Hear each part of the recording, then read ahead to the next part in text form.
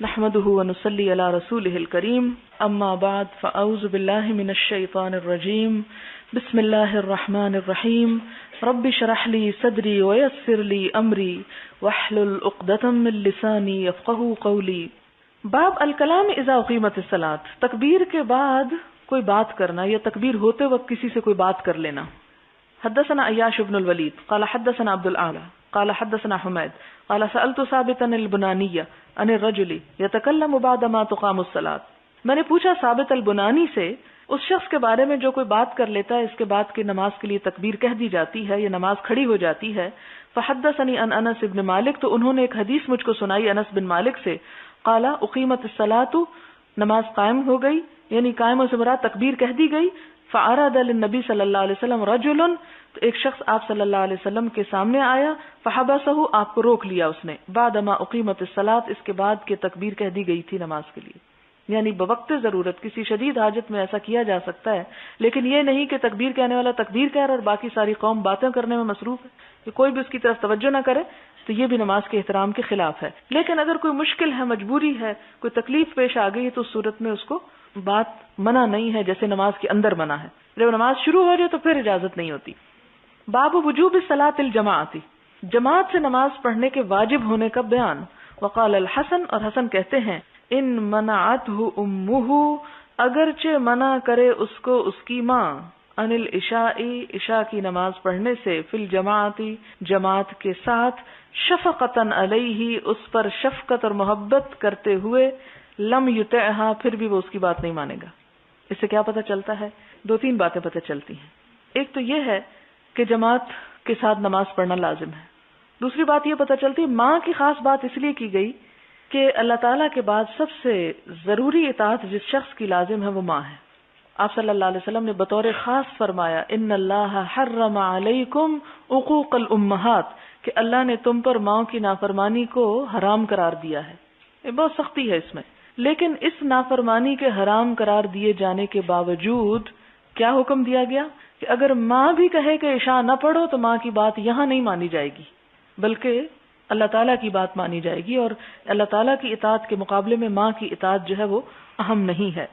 اب اسی بات کی وجہ سے اس بات میں اختلاف ہو، کچھ نے کہا کہ نماز ہوتی ہی نہیں جب تک جماعت کا اہتمام نہ کیا جائے، یعنی وہ فرض ہے، بعض نے کہا واجب ہے، بعض نے کہا فرض کفایہ ہے، بعض کے نزدیک سنت مؤکدہ ہے۔ یہ چھوٹا چھوٹا فرق ہے، لیکن اس میں کسی نے بھی یہ نہیں کہا کہ نماز جماعت کے بغیر بھی پڑھ لیں تو کوئی حرج نہیں، اس میں کسی کا قول نہیں۔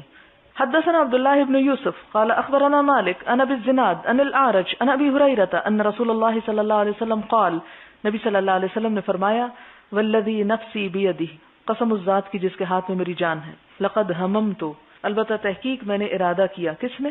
آپ صلی اللہ علیہ وسلم نے، ان آمرا، کہ میں حکم دوں، بحطب، ایندھن جمع کرنے کا، حطب لیحطب، کہ جمع کر لیا جائے، ثم آمر بالصلاۃ، پھر میں حکم دوں نماز کا، فیؤذن لہا، تو اذان دے دی جائے اس کے لیے، ثم آمر رجلا، پھر میں حکم دوں ایک شخص کو، فیؤم الناس، پھر وہ امامت کرائے لوگوں کی، ثم اخالف الی رجال، پھر میں پیچھے چھوڑ دوں لوگوں کو، یعنی امامت کسی اور کو کرنے کے لیے کہہ دوں اور لوگوں کو میں چھوڑ کے چلا جاؤں، کہاں؟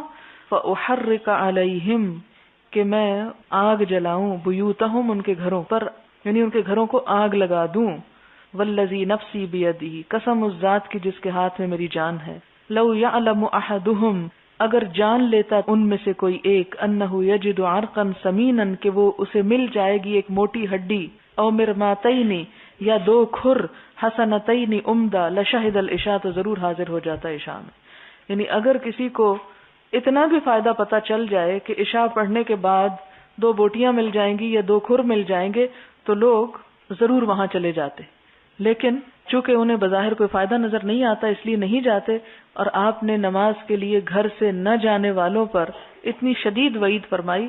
یعنی امامت کرانا ایک بہت ہی عمدہ فعل ہے، ایک باعث عزت بات ہے، ایک باعث اجر اور باعث فضیلت بات ہے، تو آپ نے اپنی اس فضیلت کو چھوڑنا گوارا کر لیا کہ میں امامت چھوڑ دوں، کسی اور کو امام بنا جاؤں، جماعت ہوتی رہے جو ہوتی ہے، لیکن اس وقت میں ان لوگوں کے گھروں میں جا کے دیکھوں جو نماز پڑھنے کو نہیں آئے تو ان کے گھر جلا ڈالوں۔ یعنی جو نماز با جماعت نہ پڑھے. اسی سے بعض کہتے ہیں کہ فرض ہے، اگر فرض نہ ہوتی تو آپ کیوں گھر جلاتے. باب فضل صلاۃ الجماعہ، جماعت کے ساتھ نماز کی فضیلت. وکان الاسود، اور اسود بن یزید جو تھے، اذا فاتته الجماعہ، جب ان سے جماعت فوت ہو جاتی، ذهب الى مسجد آخر، تو وہ دوسری مسجد چلے جاتے. وجاء انس الى مسجد، اور حضرت انس ایک مسجد میں آئے، قد صلی فیہ، جس میں نماز پڑھی جا چکی تھی. فاذن، تو انہوں نے پھر اذان دے دی، واقام، پھر تکبیر کہی، وصلی جماعتا، اور جماعت سے نماز پڑھی. یعنی اگر کسی مسجد کے اندر جماعت ہو بھی چکی ہو اور کچھ لوگ دیر سے وہاں پہنچے، مثلا رستے میں جو سڑک پہ مسجدیں ہوتی ہیں، تو جب مسافر آتے ہیں وہاں پر نمازیں پڑھتے چلے جاتے ہیں، تو اس صورت میں بھی جماعت لازم ہے. حدثنا عبد الله بن يوسف قال اخبرنا مالك عن نافع عن عبد الله بن عمر ان رسول الله صلی اللہ علیہ وسلم قال صلاۃ الجماعۃ، جماعت کی نماز، تفضل، فضیلت رکھتی ہے، صلاۃ الفذ، نماز اکیلے کی، ب27 درجہ، 27 درجے زیادہ. یعنی اکیلے انسان کی نماز کے مقابلے میں با جماعت نماز پڑھنے والے کو 27 درجے زیادہ ثواب ملتا ہے. حدثنا عبد الله بن يوسف قال حدثنا الليث قال حدثنا ابن الهادي عن عبد الله بن خباب عن ابي سعيد الخدري انه سمع النبي صلی اللہ علیہ وسلم يقول، کہ سنا نبی صلی اللہ علیہ وسلم کو کہتے ہوئے، صلاۃ الجماعت تفضل صلاۃ الفرد ب25 درجہ، کہ ایک اور جگہ پر آپ نے 25 درجوں کا ذکر کیا. یعنی اس سے یہ نہیں کہ آپ نے کبھی ایک کہا کبھی دوسرا کہا، مراد یہ تھی کہ ایک تو کثرت کا اظہار ہے، اور دوسرا یہ کہ اگر 27 نہیں تو 25 تو ضروری مل جائیں گے، کیونکہ نیتوں پر اور خلوص پہ بھی ڈپینڈ کرتا ہے. اور ایک اور وجہ یہ بھی ہے کہ اگر کوئی شخص اول نماز میں شامل ہوا تکبیر کے ساتھ تو اس کی 27 ہے، اور اگر کوئی دوسری رکعت میں شامل ہو رہا ہے تو اس کی آٹومیٹکلی کم ہوگی. حدثنا موسى بن اسماعيل قال حدثنا عبد الواحد قال حدثنا الأعمش قال سمعت أبا صالح يقول سمعت أبا هريرة يقول قال رسول الله صلى الله عليه وسلم صلاة الرجل في الجماعة تضعف على صلاته في بيته وفي سوقه 25 ضعفا. جماعت سے آدمی کا نماز پڑھنا گھر میں یا بازار میں نماز پڑھنے سے 25 گنا زیادہ ثواب رکھتا ہے. ضعفا گنا. وذلك أنه إذا توضأ، اور ایسا کیوں کہ جب اس نے وضو کیا، فاحسن الوضوء، اچھی طرح وضو کیا، ثم خرج الى المسجد، پھر مسجد گیا، لا يخرجه الا الصلاة، اسے نہ نکالا مگر نماز نہیں، یعنی کہ بازار گیا تھا تو پھر نماز پڑھ لی، بلکہ نماز ہی کی خاطر گھر سے نکلا. لم يخطو خطوة، جو قدم بھی اس نے اٹھایا، الا رفعت له بها درجة، مگر ہر قدم کے عوض اس کا درجہ بڑھا دیا گیا. وحط عنه بها خطيئة، اور گرا دی گئی، مٹا دی گئی اس قدم کے ذریعے اس کی خطائیں، یعنی ہر قدم کے بدلے خطا مٹا دی گئی، گناہ معاف کر دیا گیا. فاذا صلى، پھر جب اس نے نماز پڑھی، لم تزل الملائکۃ تصلی علیہ، تو فرشتے اس پر دعا بھیجتے رہے، مادام فی مصلاہ، جب تک کہ وہ اپنی نماز کی جگہ پر رہتا ہے. اللہم صلی علیہ اللہم ارحمہ ولا یزال احدکم فی صلاۃ منتظر الصلاۃ، اور تم میں سے جب کوئی نماز کا انتظار کرتا ہے تو وہ نماز ہی کی حالت میں ہوتا ہے. باب فضل صلاۃ الفجر فی جماعہ، فجر کی نماز جماعت سے پڑھنے کی فضیلت. حدثنا ابو الیمان قال اخبرنا شعیب عن الزہری قال اخبرنی سعید بن المسیب وابو سلمۃ بن عبد الرحمن ان ابا ہریرہ قال سمعت رسول اللہ صلی اللہ علیہ وسلم یقول تفضل صلاة الجميع صلاة أحدكم وحده ب25 جزءا وتجتمع ملائكة الليل وملائكة النهار في صلاة الفجر ثم يقول ابو ہریرہ فقرؤوا ان شئتم. یہ حدیثیں پیچھے گزر چکی ہیں. ابو ہریرہ اپنے پاس سے کہتے ہیں کہ پڑھ لو اگر تم چاہو، ان قرآن الفجر کان مشہودا، کہ فجر کے وقت قرآن میں فرشتے حاضر ہوتے، مشہود یعنی گواہی. قال شعیب وحدثني نافع عن عبد الله بن عمر قال تفضلها ب27 درجہ، کہ 27 درجے زیادہ فضیلت رکھتی ہے. اور خصوصاً فجر کا ذکر اس لیے کہ اس وقت جو تلاوت زیادہ ہوتی ہے تو اس میں فرشتے سننے کو حاضر ہوتے ہیں اور جمع ہوتے ہیں، دن اور رات کے فرشتے، جس کا کل پڑھا تھا آپ نے. حدثنا عمر بن حفص قال حدثنا ابي قال حدثنا الاعمش قال سمعت سالما قال سمعت ام الدرداء تقول، حضرت سالم کہتے ہیں کہ میں نے ام الدرداء کو کہتے سنا، اب آواز کا پردہ نہیں ہے. تقول دخل علی ابو الدرداء، وہ کہتی ہے کہ ابو الدرداء میرے پاس آئے، وهو مغضب، اور وہ غضبناک تھے. فقلت ما اغضبك، میں نے پوچھا کس چیز نے تجھے غضبناک کیا؟ فقال والله ما اعرف من امت محمد صلی اللہ علیہ وسلم شیئا، میں نہیں پہچانتا امت محمد صلی اللہ علیہ وسلم سے کوئی چیز کو کہ وہ بچی ہو، یعنی کوئی سنت جو آپ کے دور میں تھی نظر نہیں آتی الا انہم یصلون جمیعا، سوائے اس کے کہ وہ سب اکٹھے ہو کے نماز پڑھتے ہیں. اور اب کا کیا حال ہے؟ ابو الدرداء غضبناک ہو رہے ہیں اپنے دور کے لوگوں پر. کس بات پہ؟ کہ کسی سنت کا لحاظ نہیں کرتے سوائے اس کے کہ نماز پڑھ لیتے ہیں ایک جگہ. اگر آج ہمارے گلیوں اور بازاروں میں ابو الدرداء آ جائیں تو شاید زندہ نہ رہ سکیں، کیونکہ جمعے کے دن بھی عین جمعہ جب ہو رہا ہوتا ہے تو آپ سڑکوں پہ لوگوں کی بھیڑ دیکھ سکتے ہیں.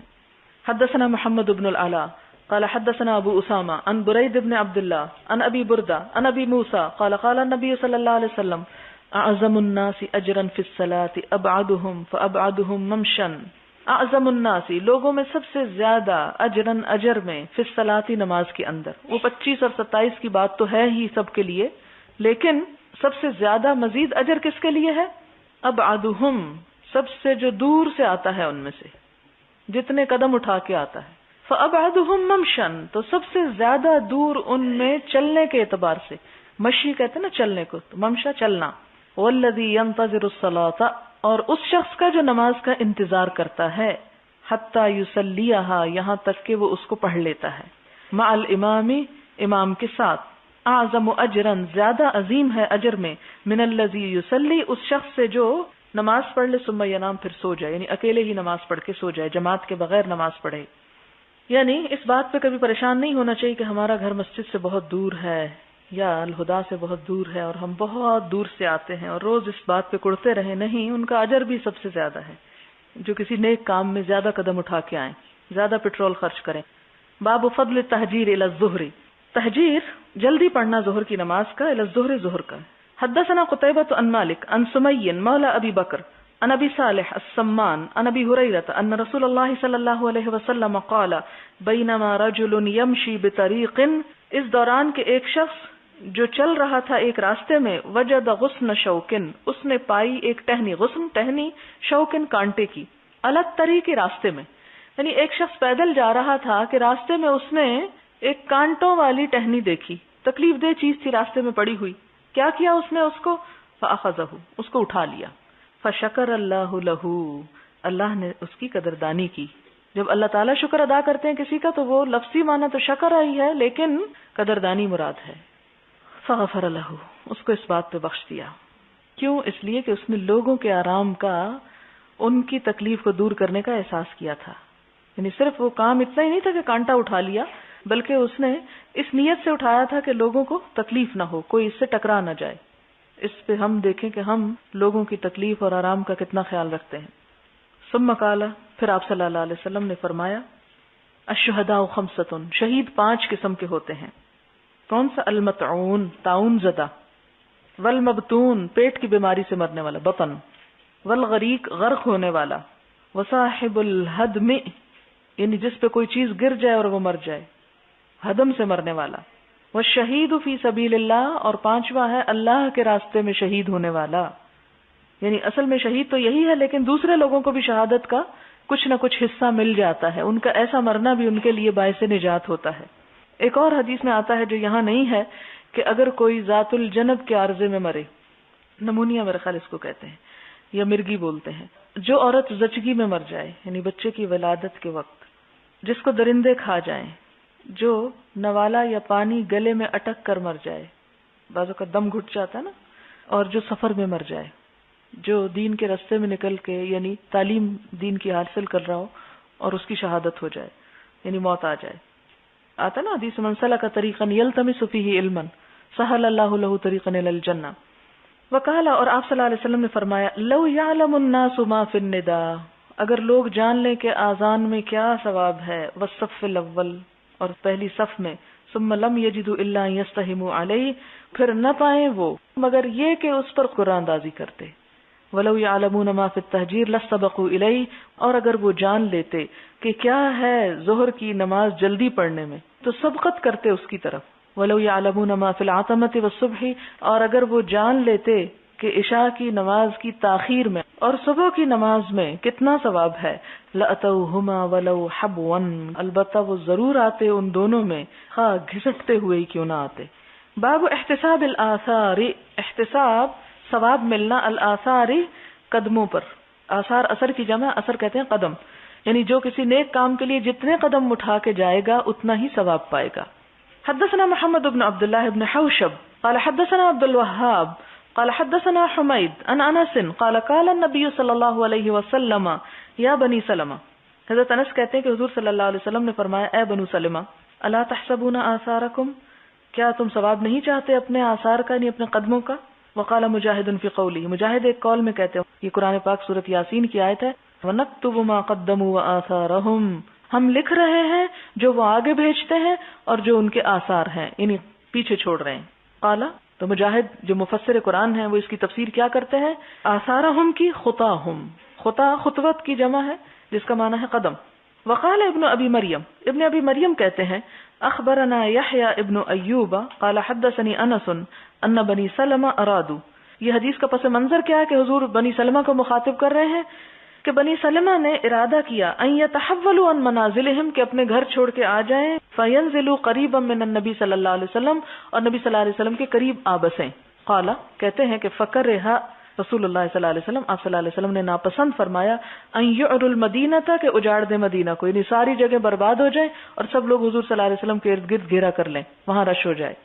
فقال، تو فرمایا الا تحتسبون آثارکم، کیا تم ثواب کی امید نہیں رکھتے اپنے قدموں کے نشان پر. وقال مجاہد خطاہم آثارہم، خطاہم ان کے قدم، آثارہم ان کے آثار ہیں. والمشی فی الارض بارجلہم، اور خطا کا معنی کیا ہے، چلنا زمین میں اپنے پاؤں کے ساتھ، یعنی پاؤں سے چلنے کے نشان مراد ہے. اگر اس حدیث کو سامنے رکھیں تو ہمارے شہروں میں جو آبادی کا زور بڑھ رہا ہے اس میں بھی کمی آ جائے. اگر لوگ مختلف جگہوں پر رہتے ہیں اور وہاں سے وہ نکل کر کچھ سفر کی مشقت اٹھا کر کچھ اچھے کاموں کے لیے جاتے ہیں ایک سے دوسری جگہ، تو اس سے ان کے اجر میں اضافہ ہوگا.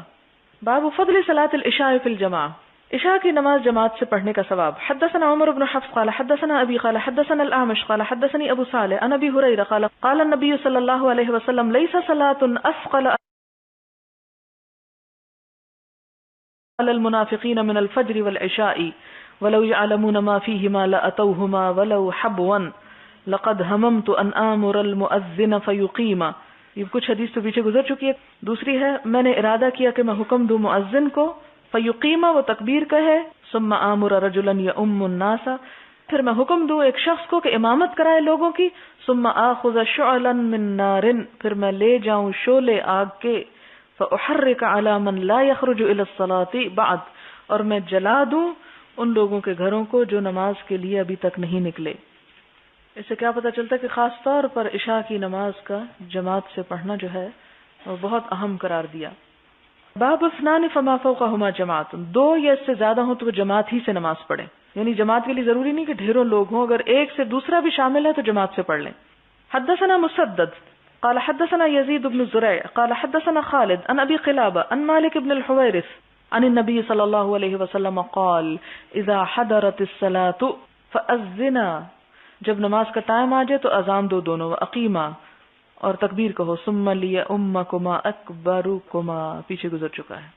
اس سے کیا پتہ چلتا ہے کہ دو کو بھی آپ نے جماعت کرانے کا حکم دیا، جماعت سے نماز پڑھنے کا.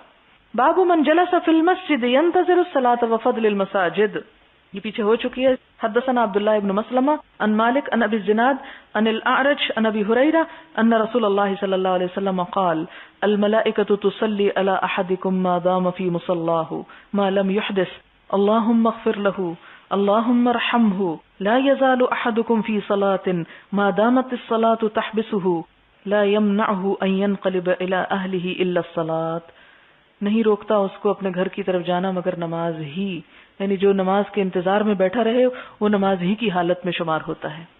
حدثنا محمد بن بشار قال حدثنا يحيى عن عبيد الله قال حدثني خبيب بن عبد الرحمن عن حفص بن عاصم عن ابي هريره عن النبي صلى الله عليه وسلم قال سبعة يظلهم الله في ظله يوم لا ظل الا ظله، 7 لوگ سایہ دے گا ان کو اللہ سبحانہ وتعالی، فی ظلہ اپنے سائے میں، یوم اس دن، لا ظل نہیں کوئی سایہ، الا ظلہ مگر اسی کا سایہ، یعنی جس دن اللہ کے سوا کوئی اور سایہ نہ ہوگا، اللہ تعالیٰ ایسے 7 لوگوں کو اپنے سائے میں جگہ دے گا.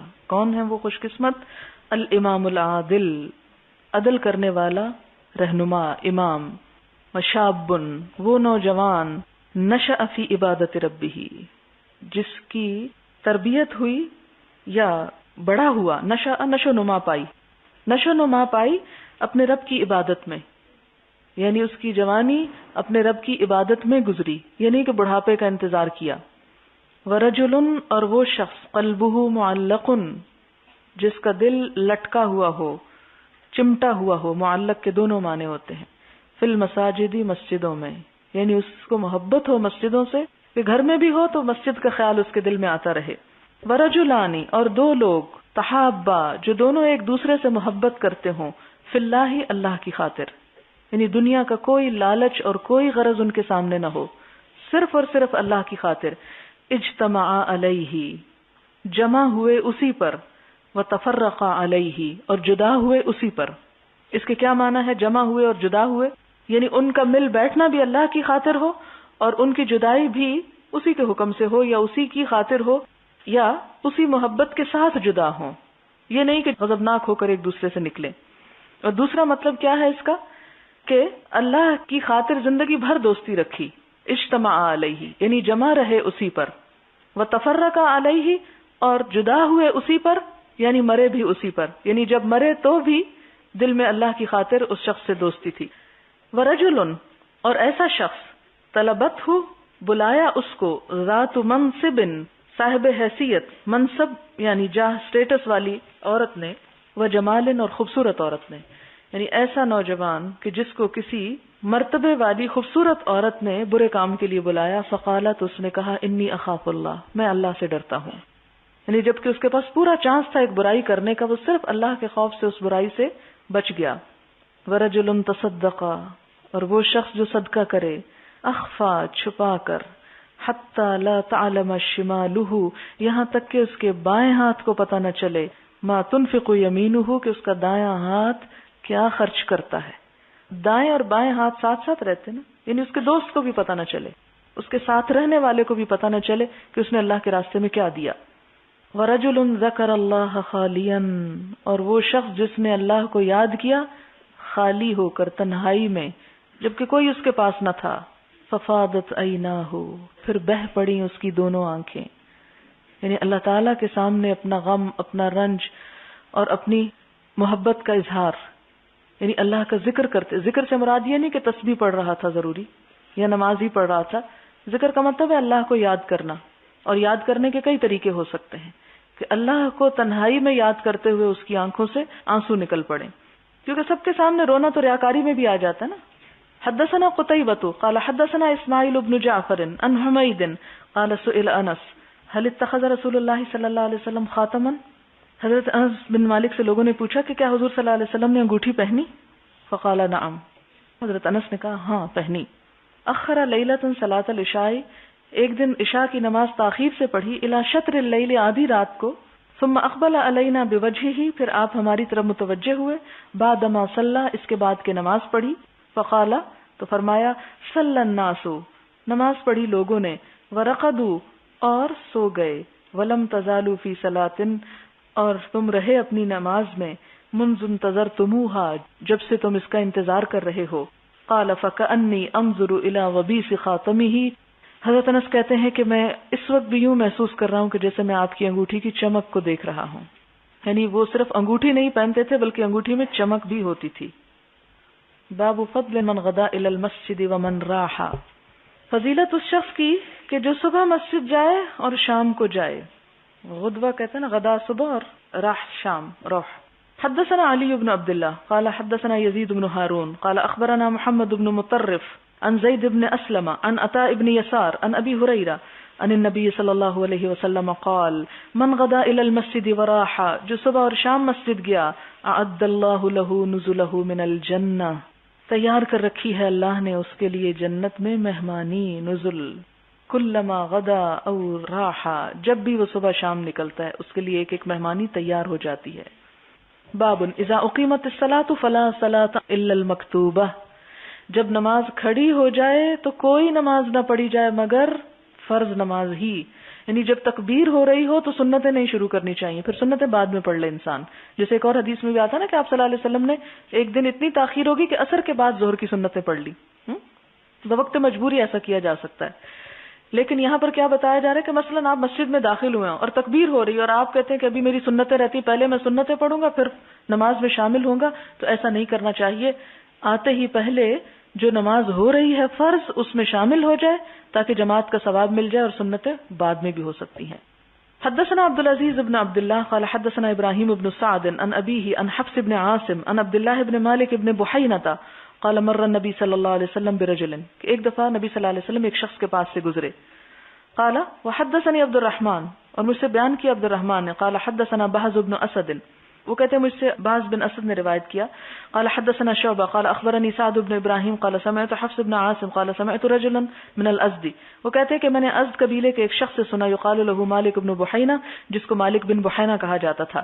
ان رسول اللہ صلی اللہ علیہ وسلم رأى رجلا، کہ نبی صلی اللہ علیہ وسلم نے ایک شخص کو دیکھا. وقد اقیمت الصلاۃ، حالانکہ نماز کھڑی ہو چکی تھی. یصلی رکعتین، کہ 2 رکعتیں پڑھ رہا ہے. فلما انصرف، اور یہ فجر کی طرف اشارہ کیونکہ فجر میں 2 سنتیں ہیں پہلے. فلما انصرف، جب آپ نماز سے فارغ ہوئے، رسول اللہ صلی اللہ علیہ وسلم لاس بہ الناس، تو ارد گرد ہو گئے اس کے لوگ، یعنی لوگوں نے اس شخص کو گھیر لیا، یعنی جو نماز ہوتے ہوئے سنتیں پڑھ رہا تھا اس کے ارد گرد گھیراؤ کر لیا. وقال له رسول اللہ صلی اللہ علیہ وسلم، آپ صلی اللہ علیہ وسلم نے اس سے کہا آج صبح اربعن، کیا صبح 4 رکعتوں کی ہوتی ہے؟ آج صبح اربعن، کیا صبح 4 رکعتیں کی ہوتی ہے؟ یعنی تمہیں وہ 2 چھوڑ کر کیا کرنی چاہیے تھی؟ وہی پڑھنی چاہیے تھی جو پڑھی جا رہی تھی. تابعوا غندر ومعاذ عن شعبہ عن مالک وقال ابن اسحاق عن سعد عن حفص عن عبد الله بن بحینہ وقال حماد اخبرنا سعد عن حفص عن مالک. باب حد المریض ان یشهد الجماعہ، کہ حد مریض کی کہ وہ نماز میں حاضر ہو جماعت کے ساتھ نماز پڑھنے کے لیے، یعنی کس مریض تک کو جانے کا حکم ہے، یعنی کون سا مرض ایسا ہے کہ جس میں گھر بیٹھا جا سکتا ہے، اور کس مرض تک میں مسجد ہی جانا چاہیے، یہ مراد ہے. حدثنا عمر بن حفص قال حدثني ابي قال حدثنا الاعمش عن ابراهيم قال الاسود قال كنا عند عائشة رضي الله عنها فذكرنا المواظبة على الصلاة. حضرت اسود کہتے ہیں کہ ہم حضرت عائشہ کے پاس بیٹھے ہوئے تھے. فذكرنا، تو ہم نے ذکر کیا، المواظبة، پابندی کا، على الصلاة، نماز پر، والتعظیم لها، اور اس کی تعظیم یعنی بڑی چیز ہے نماز. قالت، کہنے لگی، لما مرض رسول اللہ صلی اللہ علیہ وسلم، جب آپ صلی اللہ علیہ وسلم بیمار ہوئے، مرضہ الذی مات فیہ، وہ مرض جس میں آپ فوت ہوئے، فحضرت الصلاۃ، نماز کا وقت آیا، فاذن، آذان دی گئی، فقال، آپ نے فرمایا، مروا ابا بکر، حکم دو ابو بکر کو، فلیصلی بالناس، چاہیے کہ نماز پڑھا دیں لوگوں کو. یعنی جس بیماری میں آپ کی وفات ہوئی، آپ بیمار تھے، تو آپ نے کیا فرمایا کہ ابو بکر کو کہو کہ نماز پڑھائیں. فقیل لہ، تو آپ سے کہا گیا، ان ابا بکر، کہ ابو بکر جو ہے، رجل، ایک ایسے شخص ہے، اسیف، جو بہت کمزور دل کے مالک ہیں. اذا قام فی مقامک، جب آپ کی جگہ آ کے کھڑے ہوں گے، لم یستطع، نماز نہ پڑھا سکیں گے، اپنے جذبات پہ قابو نہ رکھ سکیں گے، ان یصلی بالناس، کے لوگوں کو نماز بھی پڑھا سکیں. وأعاد، آپ نے پھر یہی بات فرمائی. فأعادوا له، تو لوگوں نے پھر وہی جواب دیا. آپ نے دوبارہ جب کہا کہ ابو بکر کو بلاؤ، تو لوگوں نے وہی بات کہی جو پہلے تھی. پہلے کیا کہا تھا کہ ابو بکر بڑے نرم دل کے انسان ہیں، وہ آپ کی جگہ نماز نہیں پڑھا سکیں گے. فأعاد الثالثہ، آپ نے پھر تیسری مرتبہ بات دہرائی. فقال، اور ساتھ ہی یہ بھی فرمایا، ان کن صواحب یوسف، ازواج مطہرات تھیں آپ کے ارد گرد، تو جب انہوں نے 3 دفعہ میں بھی بات نہیں مانی، تو آپ نے فرمایا، تم یوسف والیوں کی طرح ہو. وہ عورتیں جنہوں نے یوسف علیہ السلام کو فتنے میں ڈالا تھا. اور وہ کیا تھا؟ زلیخا نے کس لیے بلایا تھا ان عورتوں کو کھانے پہ؟ کہ وہ دکھانا چاہتی تھی کہ یوسف علیہ السلام کتنے خوبصورت ہے، جن کی وجہ سے میں فتنے میں پڑ گئی ہوں. یعنی اس کا مقصد کچھ اور تھا. بظاہر دعوت پہ بلایا تھا، لیکن مقصد کچھ اور تھا. تو کہنا یہ مقصود تھا کہ یہ جو تم کہہ رہی ہو، تمہارے دلوں میں بات کچھ اور ہے اور مجھے کچھ اور بتا رہی ہو. اور وہ کیا تھی کہ حضرت عائشہ اس بات سے ڈر رہی تھی کہ ان کے والد ہیں، اگر حضور صلی اللہ علیہ وسلم کی نعوذ باللہ وفات ہوگی تو لوگ حضرت ابوبکر کو منحوس سمجھنے لگیں گے، تو اس لیے وہ ٹال رہی تھی. پھر آپ نے کیا فرمایا، مروا ابا بکر، کہو ابو بکر کو، فلیصلی بالناس، لوگوں کو نماز پڑھائیں.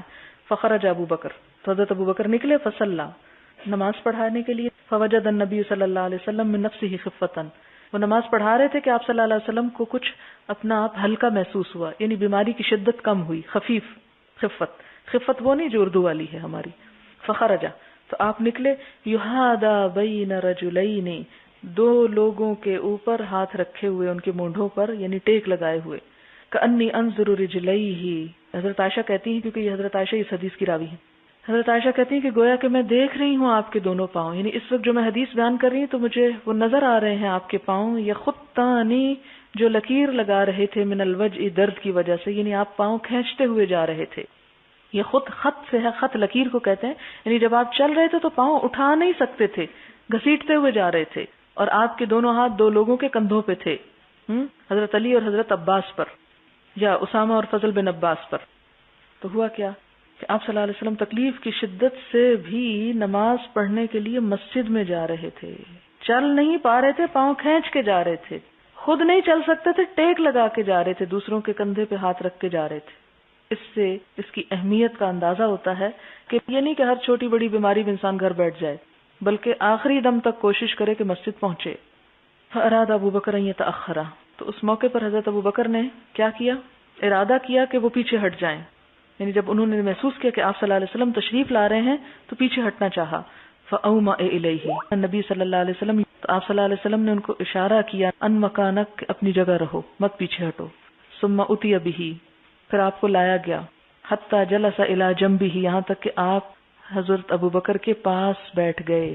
فقیل للأعمش، اعمش سے کہا گیا، وکان نبی صلی اللہ علیہ وسلم یصلی، اور کیا نبی صلی اللہ علیہ وسلم نماز پڑھا رہے تھے، یعنی بیٹھ کر. ابو بکر یصلی بصلاتہ، اور ابو بکر آپ کے پیچھے نماز پڑھ رہے تھے. والناس یصلون بصلاۃ ابی بکر، اور لوگ ابو بکر کے پیچھے نماز پڑھ رہے تھے. فقال برأسہ نعم، تو انہوں نے اپنے سر کے اشارے سے کہا ہاں. یعنی آمش جب یہ حدیث بیان کرتے تھے تو لوگوں نے ان سے پوچھا کہ کیا نماز یوں ہو رہی تھی کہ آپ کے پیچھے ابو بکر اور ابو بکر کے پیچھے لوگ؟ تو انہوں نے کہا کہ ہاں ایسا ہی تھا. رواہ ابو داؤد عن شعبہ عن الأعمش بعضہ، وزاد ابو معاویہ عن الأعمش جلس عن یسار ابی بکر. ابو معاویہ نے حضرت اعمش سے جب یہ حدیث روایت کی تو یہ اضافہ کیا کہ حضرت ابو بکر کے بائیں طرف بیٹھے تھے، جس سے پتہ چلتا ہے کہ اگر ایک صف میں دو لوگ ہوں تو امام بائیں طرف ہو اور نماز پڑھنے والا دائیں طرف ہو. فکان ابو بکر یصلی قائما، اور ابو بکر جو تھے وہ کھڑے ہو کے نماز پڑھا رہے تھے. یعنی حضور صلی اللہ علیہ وسلم تشریف فرما سے بیٹھے ہوئے تھے، حضرت ابو بکر کھڑے تھے